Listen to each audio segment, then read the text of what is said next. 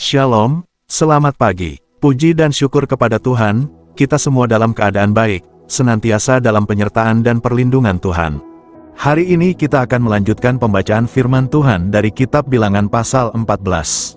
Sebelumnya marilah kita sama-sama berdoa. Bapa kami yang di surga, terima kasih atas penyertaan-Mu dan pertolongan-Mu di dalam hidup kami. Sebentar lagi kami akan melanjutkan pembacaan firman-Mu. Biarlah melalui firman-Mu, kami dapat semakin mengerti maksud hati-Mu, sehingga kami dapat semakin bertumbuh di dalam Kristus, dan dapat berbuah yang manis untuk sesama kami. Amin. Bilangan 14, pemberontakan umat Israel. Lalu segenap umat itu mengeluarkan suara nyaring dan bangsa itu menangis pada malam itu. Bersungut-sungutlah semua orang Israel kepada Musa dan Harun, dan segenap umat itu berkata kepada mereka, sekiranya kami mati di tanah Mesir, atau di padang gurun ini. Mengapakah Tuhan membawa kami ke negeri ini, supaya kami tewas oleh pedang, dan istri serta anak-anak kami menjadi tawanan? Bukankah lebih baik kami pulang ke Mesir? Dan mereka berkata seorang kepada yang lain, baiklah kita mengangkat seorang pemimpin, lalu pulang ke Mesir. Lalu sujudlah Musa dan Harun di depan mata seluruh jemaah Israel yang berkumpul di situ. Tetapi Yosua bin Nun dan Kaleb bin Yefune, yang termasuk orang-orang yang telah mengintai negeri itu, mengoyakkan pakaiannya. Dan berkata kepada segenap umat Israel, negeri yang kami lalui untuk diintai itu adalah luar biasa baiknya.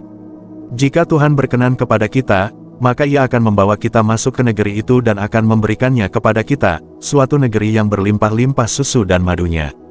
Hanya, janganlah memberontak kepada Tuhan, dan janganlah takut kepada bangsa negeri itu, sebab mereka akan kita telan habis. Yang melindungi mereka sudah meninggalkan mereka, sedang Tuhan menyertai kita, janganlah takut kepada mereka. Lalu segenap umat itu mengancam hendak melontari kedua orang itu dengan batu. Tetapi tampaklah kemuliaan Tuhan di kemah pertemuan kepada semua orang Israel. Tuhan berfirman kepada Musa, berapa lama lagi bangsa ini menista aku, dan berapa lama lagi mereka tidak mau percaya kepadaku, sekalipun sudah ada segala tanda mujizat yang kulakukan di tengah-tengah mereka. Aku akan memukul mereka dengan penyakit sampar dan melenyapkan mereka, tetapi engkau akan kubuat menjadi bangsa yang lebih besar dan lebih kuat daripada mereka. Lalu berkatalah Musa kepada Tuhan, jikalau hal itu kedengaran kepada orang Mesir, padahal engkau telah menuntun bangsa ini dengan kekuatanmu dari tengah-tengah mereka. Mereka akan bercerita kepada penduduk negeri ini, yang telah mendengar bahwa engkau, Tuhan, ada di tengah-tengah bangsa ini, dan bahwa engkau, Tuhan, menampakkan dirimu kepada mereka dengan berhadapan muka, waktu awanmu berdiri di atas mereka dan waktu engkau berjalan mendahului mereka di dalam tiang awan pada waktu siang dan di dalam tiang api pada waktu malam. Jadi jikalau engkau membunuh bangsa ini sampai habis, maka bangsa-bangsa yang mendengar kabar tentang engkau itu nanti berkata, oleh karena Tuhan tidak berkuasa membawa bangsa ini masuk ke negeri yang dijanjikannya dengan bersumpah kepada mereka, maka Ia menyembelih mereka di padang gurun. Jadi sekarang, biarlah kiranya kekuatan Tuhan itu nyata kebesarannya, seperti yang kau firmankan. Tuhan itu berpanjangan sabar dan kasih setianya berlimpah-limpah, Ia mengampuni kesalahan dan pelanggaran, tetapi sekali-kali tidak membebaskan orang yang bersalah dari hukuman, bahkan Ia membalaskan kesalahan bapa kepada anak-anaknya, kepada keturunan yang ketiga dan keempat. Ampunilah kiranya kesalahan bangsa ini sesuai dengan kebesaran kasih setiamu, seperti engkau telah mengampuni bangsa ini mulai dari Mesir sampai kemari. Berfirmanlah Tuhan, aku mengampuninya sesuai dengan permintaanmu. Hanya, demi aku yang hidup dan kemuliaan Tuhan memenuhi seluruh bumi. Semua orang yang telah melihat kemuliaanku dan tanda-tanda mujizat yang kuperbuat di Mesir dan di padang gurun, namun telah 10 kali mencobai aku dan tidak mau mendengarkan suaraku, pastilah tidak akan melihat negeri yang kujanjikan dengan bersumpah kepada nenek moyang mereka. Semua yang menista aku ini tidak akan melihatnya. Tetapi hambaku Kaleb, karena lain jiwa yang ada padanya dan ia mengikut aku dengan sepenuhnya, akan kubawa masuk ke negeri yang telah dimasukinya itu, dan keturunannya akan memilikinya. Orang Amalek dan orang Kanaan diam di lembah. Sebab itu berpalinglah besok dan berangkatlah ke padang gurun, ke arah laut Teberau. Lagi berfirmanlah Tuhan kepada Musa dan Harun, berapa lama lagi umat yang jahat ini akan bersungut-sungut kepadaku? Segala sesuatu yang disungut-sungutkan orang Israel kepadaku telah kudengar. Katakanlah kepada mereka, demi aku yang hidup, demikianlah firman Tuhan, bahwasanya seperti yang kamu katakan di hadapanku, demikianlah akan kulakukan kepadamu.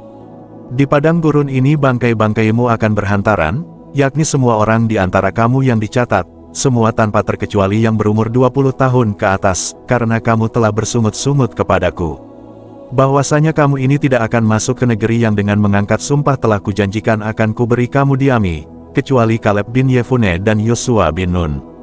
Tentang anak-anakmu yang telah kamu katakan, mereka akan menjadi tawanan, merekalah yang akan kubawa masuk, supaya mereka mengenal negeri yang telah kamu hinakan itu.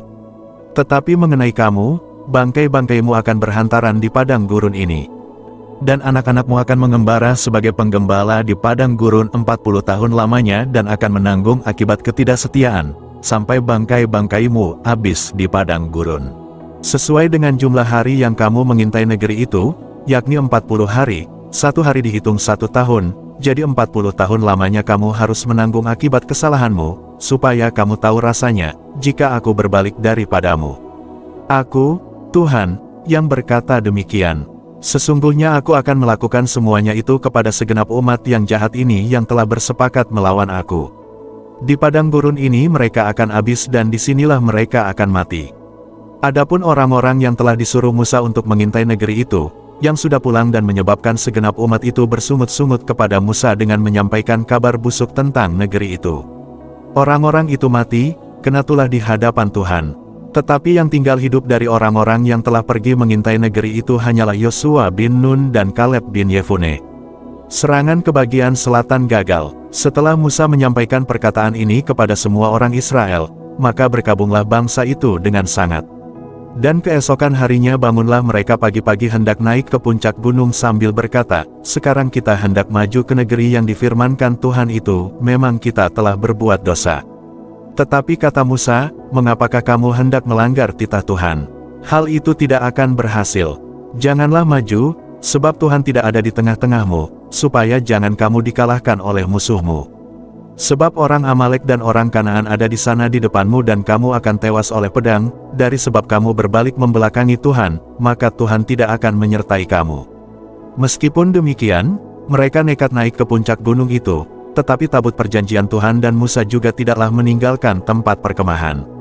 Lalu turunlah orang Amalek dan orang Kanaan yang mendiami pegunungan itu dan menyerang mereka, kemudian orang-orang itu mencerai-beraikan mereka sampai ke Horma. Amin. Kitab Bilangan pasal 14 mengandung beberapa makna penting. 1. Ketidakpercayaan dan keraguan. Bangsa Israel meragukan janji Tuhan meskipun ada bukti kuasanya, menunjukkan ketakutan manusia terhadap tantangan. 2. Pemberontakan terhadap pemimpin. Israel menyalahkan Musa dan Harun, ingin kembali ke Mesir, mencerminkan sikap frustrasi dan pemberontakan. 3. Penolakan terhadap penyertaan Tuhan. Menolak bantuan Tuhan menunjukkan ingkar terhadap janjinya. 4. Penghukuman terhadap ketidakpercayaan. Karena ketidakpercayaan, generasi itu dihukum untuk mati di padang gurun, kecuali Yosua dan Kaleb. 5. Kesetiaan Tuhan pada janjinya. Meskipun bangsa Israel gagal, Tuhan tetap setia dan membawa generasi berikutnya ke tanah perjanjian. Kesimpulan, pasal ini mengajarkan bahwa ketidakpercayaan dapat menghalangi janji Tuhan, tetapi kesetiaan dan iman kepadanya akan membawa kita pada penggenapan janjinya. Demikian pembacaan firman Tuhan beserta maknanya untuk hari ini. Sampai berjumpa lagi besok. Tuhan Yesus senantiasa memberkati kita semua. Amin.